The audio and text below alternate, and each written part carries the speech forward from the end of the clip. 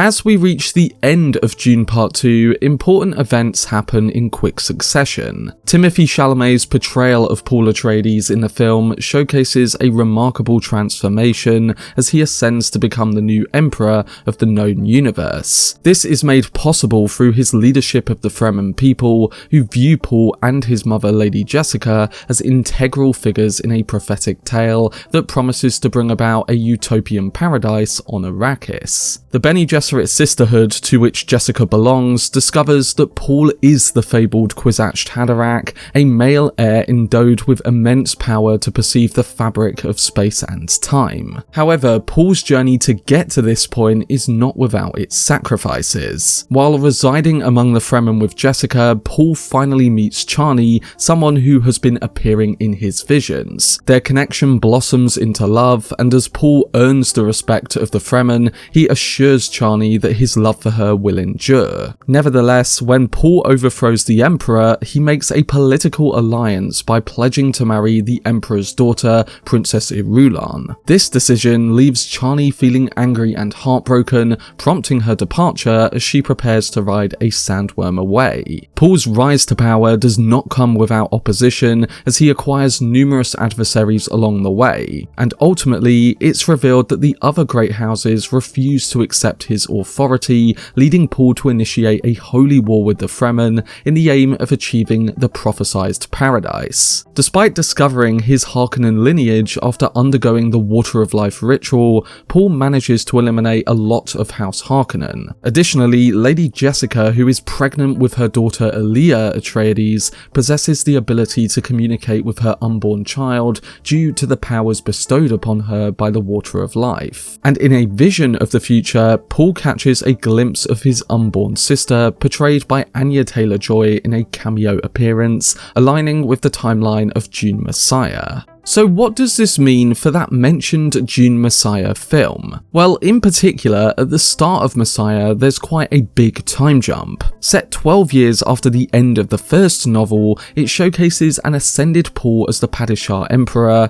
having already laid waste to the other houses and countless lives across the universe. Due to his ability to foresee events, this particular outcome appears to be a more favourable destiny compared to the alternative failed path. The ongoing war sets the stage for a potential Dune Messiah film that could delve deeper into Paul's holy war, shedding light on the actions he had to take to secure his position as ruler. The previous Dune movies hinted at this future, showing Paul defeating enemies in a vision in the first film and suggesting in the second that he would follow in his mother's footsteps among starving followers. The director's decision to avoid a 2-year time jump in Dune Part 2 suggests that Messiah could align more closely with the timeline in the novels, allowing for a more in-depth exploration of the Holy War. While we do catch a glimpse of Anya Taylor-Joy's Elia appearing slightly older in Part 2, this could be a clue to Villeneuve's approach to the time frame of the next film. The vision of Elia overlooking water on Arrakis might indicate that version of her is already beyond the events of Messiah,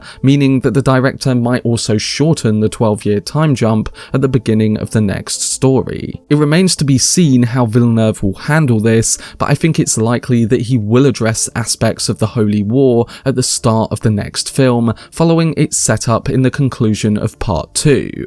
Moving on, a major departure in Dune Part 2's ending comes in the form of Zendaya's Chani, who leaves Paul and the other Fremen behind. Chani's departure in Part 2 diverges significantly from the conclusion of the original Dune novel. In the book, Paul marries Princess Irulan for political reasons while keeping Chani as his concubine. Chani is saddened by this, but Jessica attempts to make her feel a bit better with a speech about them as true wives. In the film, Chani assumes a more active role, rejecting Paul's impending holy war regardless of her love for him. This alteration sets the stage for a potential conflict between Chani and Paul in the future, especially considering her changing perspective. And it also remains uncertain whether the third film will follow the original story's path of the couple pursuing children together. One removed element from part 2 is their unborn child, Leto II. Tragically, the child is killed in his infancy by the Sardaukar, and as we see in the film,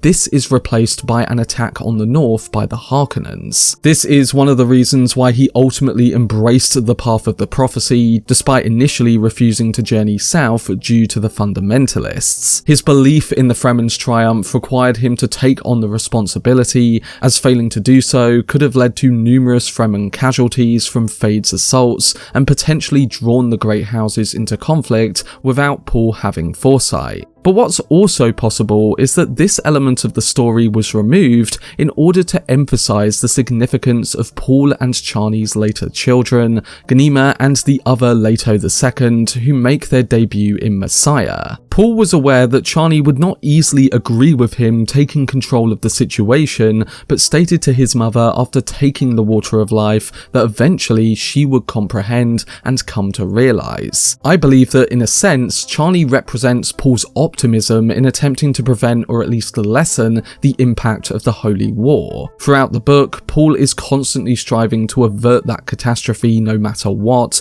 and this fundamental aspect of his character remains unchanged. So I anticipate that Villeneuve will modify Chani's role in Messiah to symbolize Paul's hope. Paul understood that Chani's anger towards the false prophet would drive her to ultimately seek liberation for her people, which is why the concluding scene focuses on Chani's fury. Maybe Chani's part in Messiah will somewhat mirror Korba's role in the Messiah book, a Fremen character who betrayed Muad'Dib due to his disagreement with what happened, or an aspect that is at least loosely connected to that. There are several elements in Messiah that differ from the original Dune book, particularly in relation to the Fremen. The book portrays a sense of dissatisfaction among some Fremen living in the villages on Arrakis, and they are wary after the war and indifferent to the changes happening around them. Part 2 effectively establishes this scenario, highlighting the contrast between the southern Fremen who believe in the prophecy versus the northern Fremen who are less involved with the religious perspective. So imagine if part 2 began with Chani situated in one of these villages and the residents are tired of the war and uncertain about the changing landscape of Arrakis. A significant event then occurs in the village, prompting Chani to seek help from Paul, and this could link into that vision Paul had of following his mother into the Holy War with starving followers all around her. Alternatively, they could even introduce Messiah's villain, Scytale, as a catalyst for this early development and really stress on the conspiracy and manipulation of both Paul and Chani. That could work as a way into the couple making up and portray the desperation of their situation. I do think though that whatever route Villeneuve takes, that Paul and Chani's reconnection will be somewhat driven by Chani having her and Paul's 2 children. Ultimately, there is a way into this, and I think Denis can use the events and character turns of Chani's development in part 2 to connect the dots come her general arc in Messiah. When it comes to the opening of Dune Messiah, I think Villeneuve will most likely use this to showcase the invasion of different planets by the Fremen, including planet Kaitain, Caladan, and Gedi Prime, showing the true spread of the Holy War across that 12-year period, or based on whatever time jump the director does eventually use. I believe it will then delve into the conspiracy to assassinate Muad'Dib and go even deeper into exploring the concept of messiahs, which Herbert intended to achieve with his work. The outcome of the Holy War leads to the deaths of more than 61 billion individuals throughout the galaxy,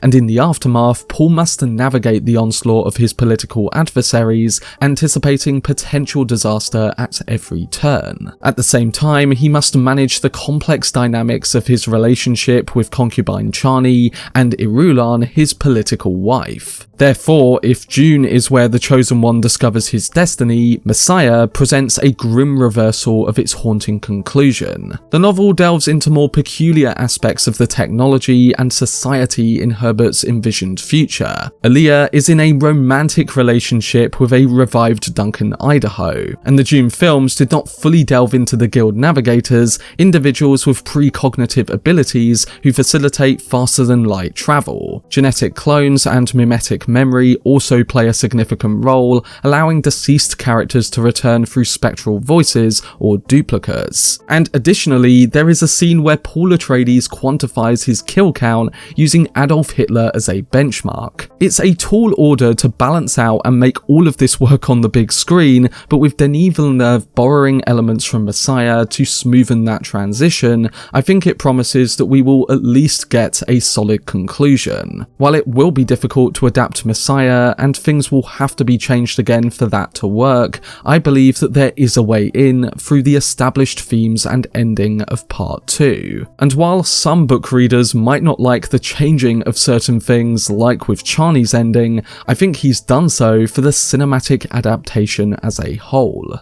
Videos and news on Denis Villeneuve's Dune universe, then subscribe to the channel and turn on your notifications. Also, if you enjoyed this video, remember to leave a like rating and follow me on social media via the links in the description. But anyway, I hope you guys enjoyed it. I've been Cortex, and as always, make some noise.